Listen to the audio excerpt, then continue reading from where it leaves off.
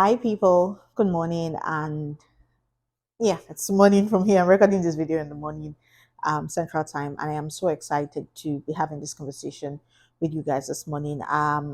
Just to burst into the point, first I will say congratulations on 2023. Today is the 30th, and hey, we're here. Congratulations, and we made it through. We're alive, and I think there's a lot to be grateful for. I know there's a lot to be grateful for. I'm grateful so much for 2023. It was really spectacular. For me, it was a really it was a transforming year for me. But then I have these volunteers who are going to be working with me on Turkey Train for next year, and so I had the one-on-one session with them. I'm like, oh, talk to me, ask me anything you think I could answer about life, about love, about career, business, anything at all you think I might have answers to, and I'll answer. And then one of them, Stella Maris, asked me some very interesting questions that when I was responding to them, I'm like, oh, these questions are pretty interesting. And I think others should hear them as well. And so I'm going to be say the questions and I'm going to be answering them. And I hope you find that useful. She said, since the boot camp is talking about Tech Up Girls, I have volunteered for a few works on design and got to the knowledge that I need more learning, but securing design opportunities has proved to be more difficult than anything. The options closest are usually web development and rarely UI UX designs. Are there other ways I could navigate through it to achieve the same goal? I'm reading this from my laptop, that's why I'm looking at it. Now, what she's asking is she trained with us at the Tech Training Incubator and she learned design, possibly did the Tech Up Ladies, but she said she feels she needs to learn more. However, she's not been able to get so much opportunities. And what she keeps saying is web development and UI UX. There's this thing, I've forgotten what they call it, but there's a clause for it where people are so knowledge thirsty that they keep learning and learning and learning, and especially young people, and they don't know when to say it's enough. They don't know when to say I have enough, it's now time to do. And I don't think I can give you a frame to tell you it's enough. I encourage you to learn as much as you can. It's good, upskill, but I always feel there should be a pattern, there should be a way to it. You learn by building projects and you have an objective. I feel that whatever you're doing in life, not just learning, you have to have a goal. Why did you decide to learn design? Why did you decide to learn data analytics or whatever it is you want to learn? You have to be intentional about why you decided to learn it. And when you know why, you have to have a plan on what you want to do with it. Maybe you just want to learn it to use it for yourself. But if you want to learn it to do it for others, then what is the goal? Now, beyond all the skills, technical skills you're going to be learning or that are important to learn, as you grow or as you intend to make money remotely or working for yourself or freelancing and all of that. The powerful skill that I think everybody needs beyond literacy, numeracy, digital skills is learning how to sell. You have to learn how to sell yourself. It's not the people that are the best or the most fantastic that get the money or get the job. It's the people that are visible. How visible are you? At the end of 2022, I sang this again and again, and even early 2023. If you're a Christian, you know the scripture. A city set on the hill cannot be hidden. He went further to say that how can you light a candle and hide it under the bed? That is how the message puts it. You do not, when people do not know what you do, then how do they patronize you? How do they buy from you? Or how do they refer you? So if there's anything you want to take seriously as you're learning that skill, it's be visible. You want to talk about your journey. You want to tell people what you're doing and how you're doing it and how you're learning. And you want to show them the jobs or the works that you're doing. You want to build your portfolio. You do not need, you can build portfolios for yourself. You can decide to adopt a brand, maybe Picnic for goodness sake, and do designs for them and just put it out without them having to pay you. You have to keep putting it out. You have to keep building your visibility and you have to keep doing work, because when people want to hire you, they want to see what are the jobs you have done. Now, if you learned a career that is also evolving or facing out, you want to transit. Maybe you learned graphic design. Most people design now with Canva. Not just Canva, there's Microsoft Design. There's so many tools that you can quickly wrap a design. And so most people might not consider paying for graphic design, might not consider paying for graphic design as an important thing or something necessary. They can just do with that. However, what is closest to design that you can do? There's UI UX. If you can do graphic design, then you should be able to work around UI UX. You learn the ropes, you upskill to that area, or you could do front end web development with things like Wix, with things like WordPress. Those things you're going to be dealing with a lot of face interface. You can't be where you are.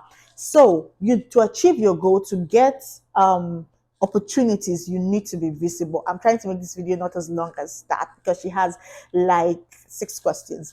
Second question: I'm a student and apparently I hold a few positions in my faculty, which keeps taking my time impromptu. I took on some courses online as well. I also practice some things or research for my career and other things. I need your advice on how to balance everything in order to ensure that none of my priorities suffer. Also, in your experience, how do you find available resources and authentic ones? Um, there's something I learned. I think I can't remember who I learned it from, but I learned it years ago. A very powerful woman who is leading in the industry, in business, and she's also a Christian. And she had said something: I don't believe you can have it all as a woman. I believe you can have it all, but maybe not at the same time. And it's important to understand seasons of life and the seasons where you are, and embrace the season that you're currently in. When you're embracing, one of the ways to embrace the season you're currently in is to learn how to prioritize. It's okay to drop out some things and pick some other ones and move on, and then later you get back to it. Don't feel most times this is a very typical example. You're talking about school here, but there's a very typical example of women also having children and feeling, oh my god, I'm losing out on everything. I don't have the time. It's so overwhelming being a mom. I'm a shadow of myself. I think I've lost it. You've not. It's okay to say, okay, let me let this lie down a bit and focus on this and move on later. It's okay. The way I'm able to prioritize and I'm able to um, set strategy around my life or things like that is using the scripture where the Bible talks about Jesus and when he was on the cross, and he said that for the glory set before him, he endured the cross. So if you know that molding leaders, and these people, these children, I ask for them, and so their responsibility and who they're going to become the next 20, 30 years is a lot dependent on what I do with them now. And so this is a sacrifice I'm willing to take. And so I might step down a little, maybe not totally, but this is what I'm going to be doing. This is how I'm going to be doing. This is how I'm going to stay accountable so that when I get back, it's easy for me to transition. Please, by all means, do that. Okay. By all means, please do that. However, when it comes to school, school is important. You have to graduate, and you don't just have to graduate. You have to graduate with good grades. So if all the whole impromptu things are taking so much of your time and you have to say no to some others and leave them, please do. I'm going to give you an example. When I came here for my grad school, I'm currently running up the first semester. I realized I could not freelance like I used to with my visa. I could not do some things. And so I decided to focus on school because I wanted to ace my grades. My goal was I wanted to have A's. I wanted to do so well. But I'd not been in structured learning for over 6 years now. And so I was a little bit skeptical on how I was going to do it. And even when the last time when I was in structured learning, I kind of had a lot of issues. I had my baby, I was sick, there was just so much going on. And so I didn't do well at the tail end of my academics in undergrad. So I was coming to masters again and I was skeptical that, yeah, I used to be a good student, but did I still have it in me? Can I still do this? You're just a little bit here and there. And so when I came, I had to step down. My stipend was not so much. It's just very basic to go by. But my accommodation was provided and we had meals in the dining. So I decided to do that. I didn't take any extra job. I had some people working in the kitchen, some people working around doing some little things. I did not do it. I just tried to manage what was available because I had a focus. I also stepped down on business because I was 9 hours away from Nigeria, 9 hours beyond Nigeria. You'd be working from Nigeria, you'd be working here. It was just a lot. And I needed to sleep. I needed to rest. I needed to read. There was just so much to read. There was so much to understand. There were papers to write. And I had a goal. And for this 15 months, my priority is my grad school. And so I decided to prioritize it. Money was not my priority. What did that mean? That meant I could only send the barest minimum home. I sometimes I could not, and I made them understand that I could not do many things. I could not buy a lot of things, hair, clothes, whatever. I could not afford to leave just like that. I was just managing what I had, but I knew it was for a sacrifice. Never for one day did I feel sad, did I feel bad, did I feel no. I would say it though that I'm not even working, I don't have enough money, I need this, I need that, but I'll snap out of it and be like, it's for a goal. So imagine me seeing my GPA as 3.925 out of a 4. That joy, that fulfillment that I made that sacrifice, I'm like, oh yes, I did it. It was worth it for me. And then this holiday, I took jobs. Like this is, we went on holiday on December 15th. Today is December 30th. So that's 15 days. But guess what? I've built 4 websites. Like I took on jobs between that period to do. I've already built 4 websites, and I have one that I've not completed, but I've completed 3.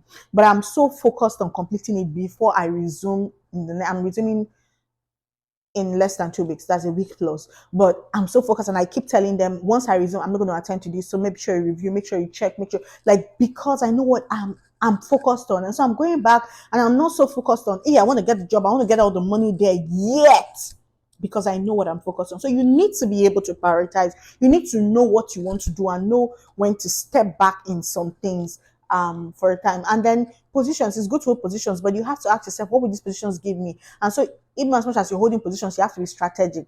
There's some meetings I did attend. There are some info sessions I did attend because I didn't think I needed it. But the ones I wanted to attend, I was intentional. It was in my calendar. So you have to be that intentional. There's a lot I want to say about that, but hey. Number 3, I've been a bit skeptical about using my social media for security reasons. Is there a way to navigate and still gain media visibility without sharing personal details? You have to be visible, and there's no way you can be visible today and gain as much as you can without the online media. But is there a way to keep personal details out? Of course.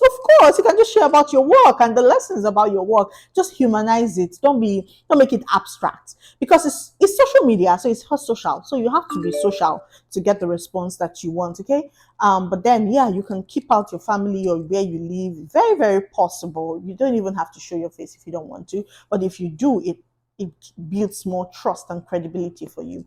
Number 4, I was thinking of stepping out of politics because of the time it consumes, but at the same time, there are benefits to it which would yield me good for my placing. I'm a law student. What do you advise? I'm asking to know your personal experiences as well.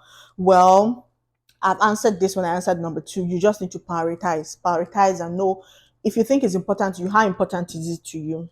And you have to know. So there was something that I was working on that was important to me, and so I had to spare 1 to 2 hours every night.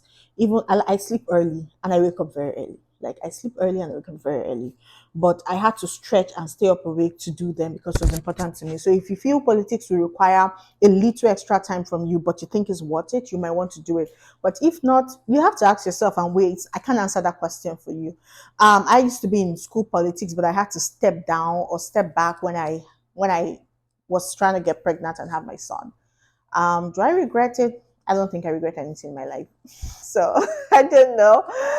But right now I still lead teams. I'm one of the Sankofa leaders in school, so I'm good. About keeping focus, what do you do when you are overwhelmed with everything and you feel like there's little time to achieve everything and your goals? I would suggest you go read the book Free to Focus. It's very good. It helps you understand segments of your life and know where you are and how to realign. Um, when I'm overwhelmed, I shut down, I pause, I close everything, and I just go and sleep. And then I come back, shuts down my internet and my phone. And I want to show you something. I have this amazing journal that I use. It's very big, but it's all white. So I have pens. I will just sit down and write, and draw a plan and a map and see where am I, what can I do, how can I get it better. And yeah, that's how I do that. I shut down when I have to, and I shut out the noise and do what I need to do. How do you deal with personal challenges when you have to do a lot, like solve your monetary problems, make money, love life, network challenges, and still have enough time to spare for specialization? I feel sometimes people just create rules and maps around themselves that are unnecessary. Who told you you must have everything in check? Money, socialization, love life, network. Oh, it's not by force. You have it at the same time checked. You can check them gradually. Maybe this year you focus on your career. If relationship comes, fine. If not, but you know what you want. Next year you focus on something, or you focus on maybe paying off your debt, focus on money. You just, or you focus on one or two or three things. I have goals, I have plans, I live intentionally. Um, um, solve monetary problems. I think I have skills, so I try to work on them, and I also am ready to sacrifice. And if I have to let go, if I don't have, I don't have. I'm also trying to work around my financial life, so I'm building it better. Love life is also something I can control. I'm a lady, so I like the guys who ask me out. So if they don't, if they ask me and I don't like them, I can't control that as much as I can. I just know what I want and I just wait for it. I don't think I can control much of that. Network challenges. When I was back in Nigeria, I had like three different networks because I worked with clients across the globe, and you can't be saying there's no network, network failed, network this. Nah, you can't do that. So I had to have different network options, and I had the generator. I had, I had just had options, but I didn't start with that. Of course, I had those issues, but with time, I grew. So you want to just have a plan. So that's a final question, but I just feel you should just have a plan. You can't just live life like that and like allow life to happen to you. What is your plan? What is your plan? Even when you come to your plan, you might have a plan and you might just have this wishes and goals, and you feel, who can do it for me, or it's not something I can do for myself. But you need to have that plan first, and then know, who do I need to help me on this journey, or who's going to work with me to achieve this plan. You get? So that's how I see it. You have to have a plan. You have to have a plan. If someone comes to you now, how can I help you? What can I do to make your life better? Do you have something